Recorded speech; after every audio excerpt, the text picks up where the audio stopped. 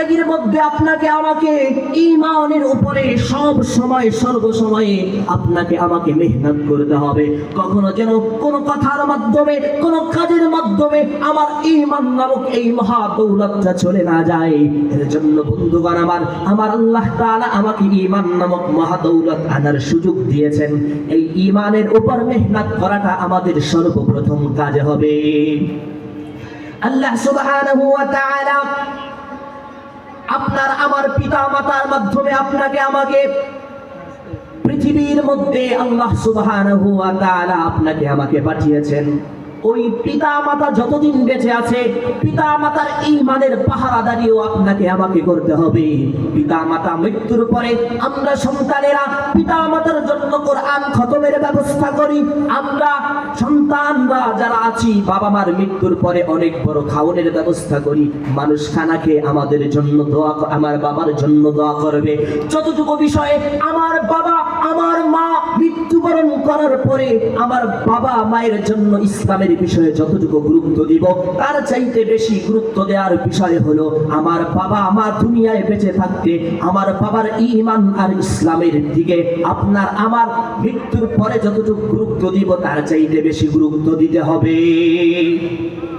কারণ কোন ব্যক্তি যদি পৃথিবীর শুরু লগ্ন থেকে একেবারে জন্মের শুরু থেকে একেবারে মৃত্যুর আগ পর্যন্ত ঈমানের উপর অটল অবিচল থাকে, পৃথিবীর সমস্ত নেক আমলগুলো করে, নামাজ পড়ে, রোজা রাখে, পৃথিবীর যত নেক আমলগুলো আছে করতে থাকে, কিন্তু কোনো কারণে মৃত্যুর কিছুক্ষণ আগেই বেঈমান হয়ে যায়, আর বেঈমান হওয়ার পরে সে মৃত্যুবরণ করে, তার লাশটা যদি বাইতুল্লাহর সামনে নিয়ে জানাজা করানো হয় আর বাইতুল্লাহর ইমাম সাহেব যদি ওই ব্যক্তির জানাজার নামাজ পড়ান আর গোটা পৃথিবীর সমস্ত উলামায়ে কেরাম যদি ওই জানাজার নামাজে হাজির হন আর পৃথিবীর সমস্ত হাফেজে কোরআনরা যদি কোরআন খতম করে তার জন্য দোয়া করতে থাকে, তার ঈমান নামক মহা দৌলত না থাকার কারণে আল্লাহ সুবহানাহু ওয়া তাআলা তাকে চিরন্তর জাহান্নামী দিয়ে দিবেন।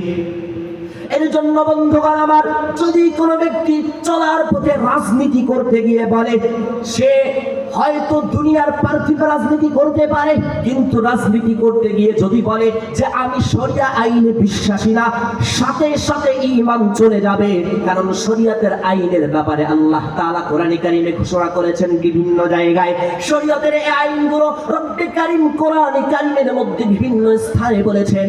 অতএব আপনার আমার জিন্দেগির মধ্যে রাজনীতি করতে গিয়ে যেন এই কথা কখনোই সমর্থন না করি আর কখনোই যেন না বলি যে আমি শরিয়তের আইনে বিশ্বাসী না, তাহলে আমার পুরা জিন্দেগির আমলগুলো সব নষ্ট হয়ে যাবে। তেমনি ভাবে আমাদের প্রথম পুরুষ হযরত আদম নবী আলাইহিস সালাতু ওয়াস সালাম, তাকে যদি আমি অস্বীকার করি, নবীদের উপরও ঈমান আনতে হয়। একজন ব্যক্তি যদি ঈমানদার হতে চায় তাহলে তাকে বলতে হবে আমানতু বিল্লাহি ওয়া মালাইকাতিহি ওয়া কুতুবিহি ওয়া রুসুলিহি ওয়াল ইয়াউমিল আখিরি ওয়াল কদরি খাইরিহি ওয়া শাররিহি মিনাল্লাহি তাআলা ওয়াল বাসি বাদাল মাউত। এই সাতটা বিষয়ের উপর ঈমান এনে একজন ব্যক্তি প্রকৃত ঈমানদার হতে চায়। কিন্তু এর মধ্যে চতুর্থ বিষয় হলো ওয়া রুসুলিহি, অর্থাৎ সমস্ত রাসূলের উপর ঈমান আনা। সমস্ত রাসূলের উপর ঈমান আনার পরে আমরা ঈমানদার হব। এখন কথা হলো, আমি যদি আমার প্রথম পুরুষকেই অস্বীকার করি তাহলে আমার প্রথম নবীকেই অস্বীকার করা হবে। কোন ব্যক্তি যদি বলে আমাদের জন্ম বানর থেকে হয়েছে, আদম আলাইহিস সালাতু ওয়াস সালাম থেকে হয় নাই, তাহলে তার ঈমান নামক মহা দৌলতটা ওখানেই শেষ হয়ে যাবে।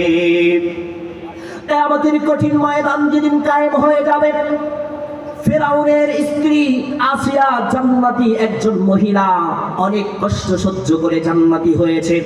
এই ফেরাউনের স্ত্রী যদি সে জান্নাতে যাইতে থাকে আর ফেরাউন বলতে থাকে আল্লাহ আমার স্ত্রী অনেক কষ্ট সহ্য করেও কখনোই ঈমান ছেড়ে দেয় নাই, একজন জান্নাতি মানুষ হয়েছে, তার ওসিলা করে আমি ফেরাউনকে মাফ করে দেওয়া হোক। রব্বে কারীম কিয়ামতের ময়দানে ডাক দিয়ে বলবেন তোমার কাছে ঈমান নামক মহা দৌলত না থাকার কারণে ইযহাব ইলাল জাহান্নাম, তুমি জাহান্নামের দিকে চলে যাও। যদি হযরত নূহ আলাইহিস সালাতু ওয়াস সালামের সন্তান কিয়ামতের ময়দানে আল্লাহ তাআলার কাছে বলে আল্লাহ আমি তো দুনিয়ার মধ্যে নবীর সন্তান ছিলাম, আমি নবীর সন্তান, আমার বাবা জান্নাতে যাবে, আপনি এই ওসিলায় নবীর সন্তান হিসাবে জান্নাতে দিয়ে দেন। রব্বে কারীম তাকেও বলবেন যে তোমার কাছে ঈমান নামক মহা দৌলত জানা থাকার কারণে তুমি নূহ নবীর সন্তান হয়েও তোমার জন্য জান্নাত না। এরপরে যদি কোন ব্যক্তি যদি কিয়ামতের ময়দানে আমাদের প্যারা হাবিব হযরত মুহাম্মদুর রাসূলুল্লাহ সাল্লাল্লাহু আলাইহি ওয়াসাল্লামের আপন চাচা আবু তালিব বলেন, রব্বে কারীম দুনিয়ার মধ্যে আমি আপনার বন্ধুকে একটা নখের টোকাও লাগতে দেই নাই। গোটা পৃথিবীর মধ্যে আমি যতদিন ছিলাম আমার এই ভাতিজাকে আমি লালন পালন করেছি। আমার ভাতিজা বিশ্ব নবী তু জাহানের সরদার, তার ওসিলা করে আমি আবু তালিবকে আজকে মাফ করে দাও হোক। রব্বে কারীম তাকেও বলবেন যে আজকে তোমার ঈমান নামক মহা দৌলত না থাকার কারণে তোমাকেও আজকে আল্লাহর জান্নাতে যেতে দেওয়া হবে না, তোমার জন্য জাহান্নাম। এর জন্য আপনাকে আমাকে সব সময় লক্ষ্য রাখতে হবে। চলার পথে কথা বলার সময় কোনো কারণেই যেন ঈমান নামক মহা দৌলতটা আপনার আমার চলে না যায়। আমি রাজনীতি করতেছি, ওখানেও যেন আমার ঠিক থাকে, আমার কোনো কথার কারণে যেন ঈমান না চলে যায়। আমার পারিবারিক জীবন, আমার সামাজিক জীবন, আমার রাজনৈতিক জীবন, আমার অর্থনৈতিক জীবন, পুরো জিন্দেগির মধ্যে যেন ঈমানের উপর অটল অবিচল থাকতে পারি। কখনোই যেন আমি আমার রব আল্লাহ সুবহানাহু ওয়া তাআলাকে ভুলে না যাই, আমি আমার রাসূলের স্বীকারোক্তি থেকে দূরে চলে না যাই। শরীয়ত আইনে আমি রাজনীতি করি না, কিন্তু অবিশ্বাস যেন না করি। এই জায়গা থেকে সকলকে একটাই কথা, খবরদার আপনার আমার পিতা মাতার ঈমানের পাহারাদারিও আপনাকে আমাকে করতে হবে। আর সমস্ত পিতা মাতারাও তাদের সন্তানের ঈমানের পাহারাদারি করবেন। আল্লাহ সুবহানাহু ওয়া তাআলা মৃত্যুর আগ পর্যন্ত আমাদের সবাইকে ঈমান, ইসলাম ও আমলের উপর অটল অবিচল থাকার তৌফিক দান করুক। আমার জন্য সবাই দোয়া করবেন। আপনাদের মাদ্রাসার ছাত্র আল্লাহ সুবহানাহু ওয়া তাআলা যেন কখনোই ইলম এবং আমল থেকে মাহরুম না করেন। আল্লাহ সুবহানাহু ওয়া তাআলা এই কথাগুলো সর্বপ্রথম আমাকে এবং আমাদের সবাইকে আমল করার তৌফিক দান করুক। আমিন ওয়া আখিরু দাওয়ানা আলহামদুলিল্লাহি রাব্বিল আলামিন।